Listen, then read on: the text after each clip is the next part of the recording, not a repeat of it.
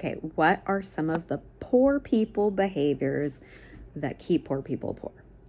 Number one is buying things you can't afford. That means putting things on credit. If you don't have the cash in the bank for something and you put it on a credit card, okay, so you've already said, I can't afford this right now, but I'm going to go ahead and buy it.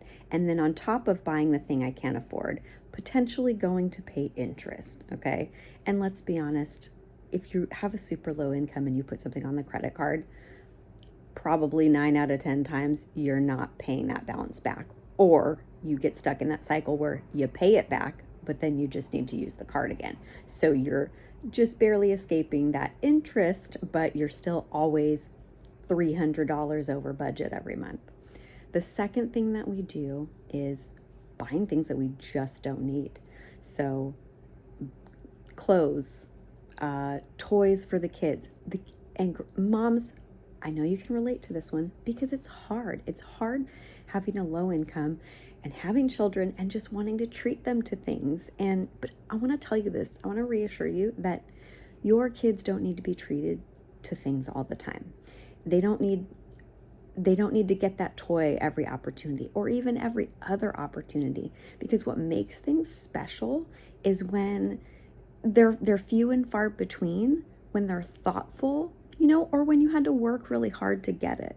So there's all kinds of acts of service that you can do for your kids that don't cost anything. There's all sorts of places you can take them. Go to the park, go on a picnic, make that fun. And then just quality time, doing a movie night and having some, Dollar Tree snacks and popcorn. Like, there's just so many ways that, you can sit down and make a list of just how many, ways you can treat your kids without having to spend money or saying yes to that toy or saying, yes, we can go out for DQ or whatever it is, right? I fall for that one all the time. The third thing, I don't do this. I mean, maybe 2 times a year. DoorDash, stay away from that stuff.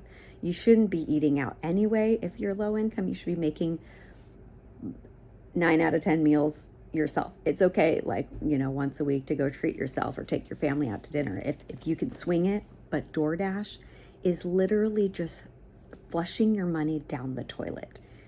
Just drive your car and go pick up the damn order. I used to deliver for DoorDash, and many of you have too, because that's also a poor people behavior. Working, delivering food, Instacart, whatever. And you see how much these people are spending. Like, one chicken sandwich from McDonald's is like $15 by the time you've paid all the fees. It's wild. Don't do it ever. Don't ever do it. There's no reason to do it. There's maybe a scenario where you get stuck at work. Maybe you just found out you're going to have to work a double because someone called out, something like that. That's okay. Well, once in a while, stuff like that, you're just going to treat, you're like, I need something to get me through this. I need some comfort food, whatever. Okay. That's the only reason DoorDash should ever be used. Otherwise, like that. This is the thing. This is the thing I want you to remember. When I worked DoorDash, I made maybe 2 deliveries the entire time, and this was for a 6-month period. 2 deliveries into the high-income neighborhoods. All the rest of the deliveries, low-income neighborhoods. I just want you to know, poor people are funding DoorDash, okay? Just remember that. The fourth poor person behavior, again, this is another one that I don't really do, but vacations. You guys can't, listen, poor people, we can't afford to go on vacation, okay? You just can't. You could go 45 minutes out of town and get a hotel for a night just to feel like you went somewhere and did something fun, go out to breakfast the next morning. You could do a little thing like that. Trying to pull the Disney or doing the cruises, okay? Poor people, you can't afford it. Don't do stuff like that. Sit down, again, write a list of all the things that you could do that would be fun to make you feel like you got out of town for a bit. Even like driving out of town and doing a hike and just being gone for like 12 hours. That, you can have little experiences like that are, super fun for the kids and, make you feel like you got out of town. The cruises, the Disney stuff, the I don't know, Florida, you guys, you can't do it. You can't afford it. Sorry. Stop doing that. Okay, the fifth and final poor person behavior that comes to mind for me is the Christmas haul. I've never been one of those people that piles up the presents under the tree. Each kid gets like 3 things in stocking, and my stockings, you guys have seen, because I think I did a video on this. For my stockings, I go to Dollar Tree. It's not anything fancy, and it's not the kind of Christmas I had growing up, but I feel zero guilt about that because my mom could afford, actually I would even say my mom probably went overboard for based on finances, just based on, she had a mortgage to pay and all these things. But I feel zero guilt about it because I'm getting what they can afford, and I'm setting the bar super low so that when they are older, they don't have that weight and that expectation for their children. So if you do that, you are literally doing your kids a favor. If you have these elaborate Christmases, that becomes an expectation, and that puts a weight on their shoulders for when they become parents, that they have to provide that for their kids. And you have no idea what kind of financial situation that your kids are going to be in the future. And likely, like my mom, you'll be having to help them out till their 40s. So there's no reason to do that. They can still have fun opening presents. And this is what I like to do. I'm an experiences person. I will have something cooking that smells good, like I'll make a French toast casserole in the crock pot or something, and we'll have hot cocoa, and it's this whole Christmas experience. So the opening presents is just a small piece of the Christmas experience. We'll put on a movie, maybe we'll go see lights later, and it's this whole day and this whole experience that feels cozy and warm and fun and happy. It doesn't have to be piles of presents, because honestly, isn't it overwhelming? There's stuff everywhere. There's, containers, plastic. The kids want you to open everything immediately, put it all together, but the batteries in this, why? It's this buildup to then this like total letdown at the end. It's just like, it becomes this day of just chaos. It's morning of chaos, and there's stuff everywhere. We're going to figure out where we're going to put it. Christmas hauls, don't do it. You can't afford it, and it's really not worth it.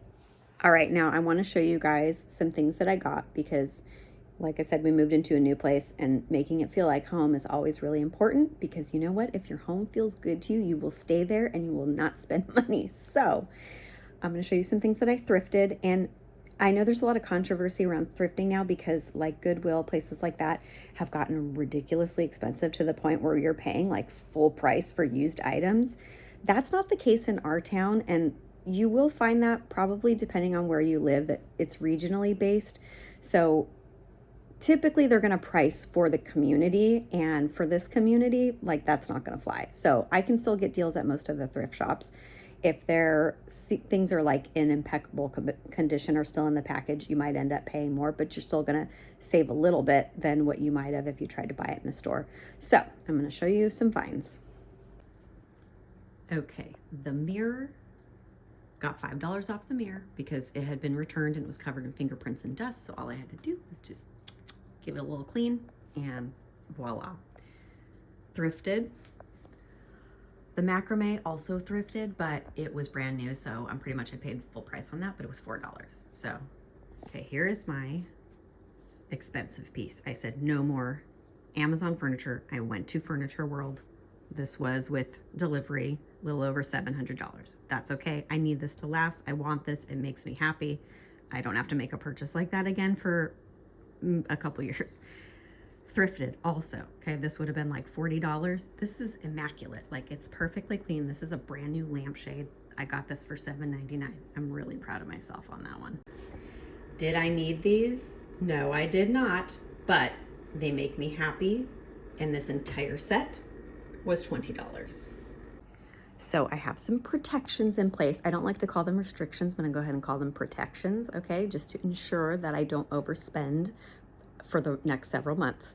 So I bought a few clothing items and didn't have to, right? I could have saved that money, but I wanted to update my wardrobe for my self-confidence. Didn't spend that much money. I got a pair of jeans and I got 2 shirts, and I think that was all just a little over $100. So not terrible.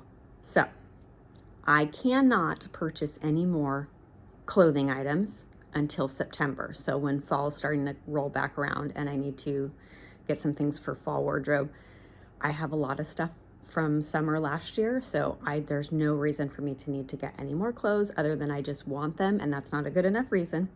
I am allowed to get some flip-flops because I did toss mine out last year, and boy did I make those things last. Like, I keep shoes for until they don't work anymore. And I am allowed to purchase, so I can get the flip-flops, and I'm allowed to purchase a bra because I'm at that point where I need to. So if I find something spectacular that I need to get, I'm getting it. And if I need more underwear, but that won't happen because I just bought a huge package of underwear. I think it came with like 12 pairs. So so I cannot purchase any clothes. I cannot purchase any more items for the house other than I'm allowed to get something for this wall right here. That's like the final thing that I'm allowed to spend money on. And I have a rug coming, but that was already ordered and part of this whole shopping spree. So I have $6,000 put away to go towards a vehicle. However, I just got my van fixed. I had a part that broke for the second time, but it was still under warranty. So I got it replaced again without having to pay anything. So I may get a salvage and actually have some money left over. I don't know if that's the best route to go, because even if it runs good, if I try to go, because I want to trade up as I go. So the next time I have money, I wanted to bring the car back in, be able to put more cash down, get something a little bit better, just so that I end up in a car that's not going to be breaking down. But with a salvage, I'm not really going to be able to trade up with it, though I could get one that works perfectly fine that just has a salvage title, and that could hold me over for the next 4 or 5 years. But it's kind of a gamble, so I don't really know. So that money's sitting there until I make a decision. Definitely having analysis paralysis is kind of like not really sure what to do with it. I've got a little over $5,000 in the 401k. Yes, I'm 41. That's not a lot.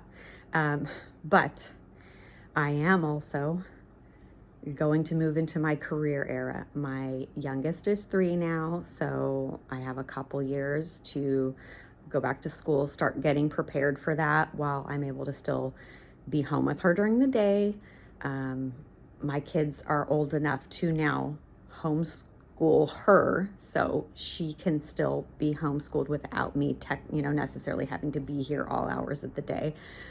And yeah, that's my main thing for the last 20 years being a mom, is I've always had these low wage jobs because I had to find jobs that were flexible enough so that I could be home. And then also I tended to not ever work more than 32 hours, which I still probably won't. But here's the kicker. If I go into something like nursing, which is a related field to what I already do, I can work fewer hours than I work now, and I can make more money than I make now. So that's the direction I'm leaning right now. Increasing my income, that's been a thing that I've needed to do for a long time because I've learned how to budget. I've learned how to go without. I've done that part of this. I want to do the increasing my income part because $5,000 is not going to carry me till 95, which is how long I think I'm going to live. If I don't get hit by a bus, I'm living till 95, I'm telling you, because I got to be here to see all of my grandkids grow up. I got to. So anyway, that's that. I hope you enjoyed my little thrift finds, and hopefully this does not tempt you to go shopping. Remember, we make excuses, don't buy things you don't need. Or if you see something, go, look, I really want that. I am going to get that. It will be mine, but I'm not going to bring it home today. And so just make a little list. Take pictures on your phone when you're out shopping. Be like, this. So that way they come home with you and they're on your phone and you can look at them whenever you want and be like, these are mine. They're just on vacation at the moment. until I have the money for this. Okay? Just have fun with it. It's a game. It doesn't have to be like so awful. You don't have to feel deprived. You know what I mean? Experience having those things in your house, even if it's just in a picture on your phone for a while. And then after a while, you might be like, actually don't really want that. So then you can take it off. And then what was going to be maybe a $250 purchase becomes a $75 purchase. Okay? So just have fun with it. Hack your own brain. You know you better than anybody else.